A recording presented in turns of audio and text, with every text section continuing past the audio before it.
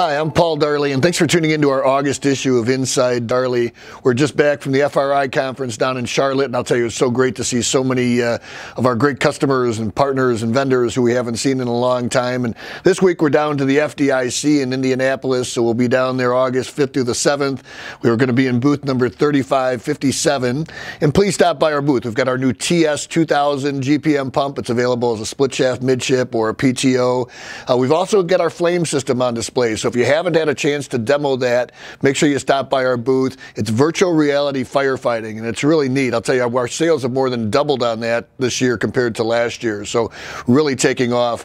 I did speak with Eric Schlett in the last 24 hours relative to attendance, and he confirmed that there are over 18,000 pre-registered attendees right now, and they're anticipating another 4,000 just walking in, or those who haven't pre-registered. So that should be a great show, up to about 22,000, so that's great news. You know, if you go and you ask just about any business person these days what's keeping them awake at night, I'll tell you 90% of them are going to say it's material shortages or it's hiring and retaining quality employees. And, you know, today's episode is really going to be just focused on those. And, you know, I've found in just about any type of business scenario where you have a radical or momentous change, the pendulum tends to swing back and forth one way and then the other way, equally strong and kind of ultimately settling in the middle. And I think with the whole COVID response, we're going to continue to see that. You know, you can see that whether it's with, you know, Bitcoin, whether it's with the supply shortages, whether it's working from home, whatever the issue is. But overarchingly, you know, I think we as managers have to focus, whether you're a fire chief or whether you're a business manager, you need to focus on your people now more than ever. And at Darley, we're really focused on that. We've got a re-energy and a resurgence in terms of how we're approaching HR.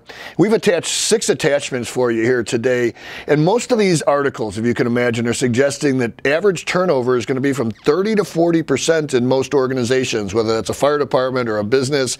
You know, here at Darley, we're very proud of our, our single-digit turnover over the years, and certainly right now. But we're also very mindful of what's happening. So the first article that's attached is called "The Great Recession," and it talks to a 41% average turnover.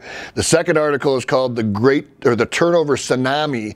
Came out of CEO magazine, and it's talking about a 30% employee turnover as average. The third article we've attached is "How to Say Thank You to Your Employees." It's incredibly important. The fourth article is a great benchmarking article. It came out by a company called CBiz. I don't really know them well, but it talks about how to benchmark your employee turnover. If you're listening to podcasts, the fifth attachment is an HBR, Harvard Business Review podcast on the future of work. It has about 10 great podcast articles in here that you can listen to. And then lastly, I'd also encourage you, coming from CEO Magazine, is an article, What I Would Tell My Younger Self. And I think this one really resonated with me as I get on in years. But it had 5 points. And number 1 was hire slow and fire fast. Number 2 is make sure that you're focused on a very unique value proposition.